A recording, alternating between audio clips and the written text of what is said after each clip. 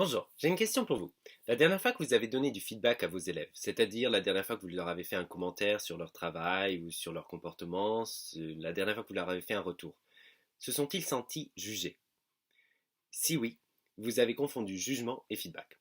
Il y a une grande différence entre un jugement et du feedback.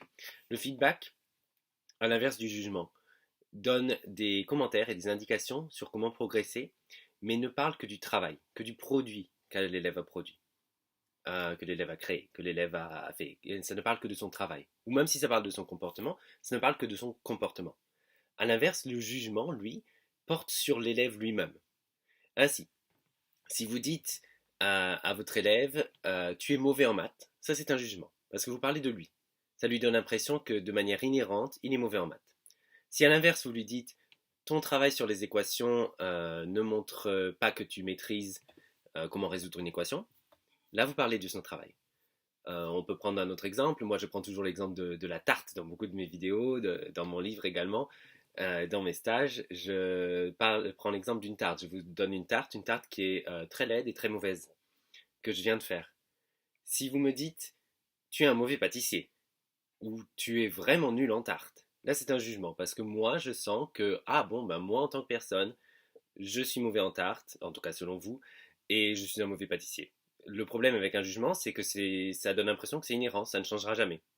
À l'inverse, si vous me dites, ok, ta tarte est brûlée, en plus elle est trop sucrée et elle ne croustille pas assez au niveau de la croûte, là, vous avez commenté la tarte elle-même. La différence est flagrante puisque du coup, moi, je me dis, ok, ma tarte, elle est ratée, ça c'est clair. Mais par contre, je n'ai pas été jugé et donc je peux, même à vos yeux, faire une tarte qui sera meilleure la prochaine fois. Donc c'est une différence très importante à faire lorsque vous donnez du feedback à votre élève. Est-ce que vous êtes en train de le donner sur son travail ou sur son comportement, sur quelque chose qui est externe à lui, ou est-ce que vous êtes en train de le donner sur lui en tant que personne et c'est en train de le juger. Il faut évidemment faire cette distinction. Moi, je donne dans mon livre Comment donner du feedback constructif à ses élèves aux éditions Chroniques Sociales. Je donne tout un tas de techniques et de méthodes à prendre en compte lorsqu'on donne du feedback à ses élèves pour être sûr de ne pas les juger.